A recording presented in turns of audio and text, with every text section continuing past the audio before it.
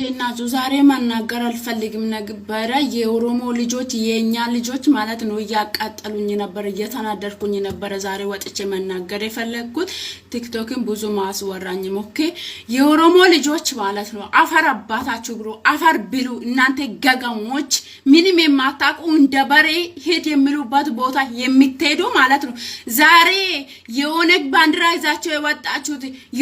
የኦነግ ነው እንደ የናንተ ወዳጅ ወይስ አማራ ነው እናንተ ባለጎች ብታቁ ኑሮ ማለት ነው ኦሮሞ ሲገደል ጊዜ ከጎንደር ተነስቶ ነው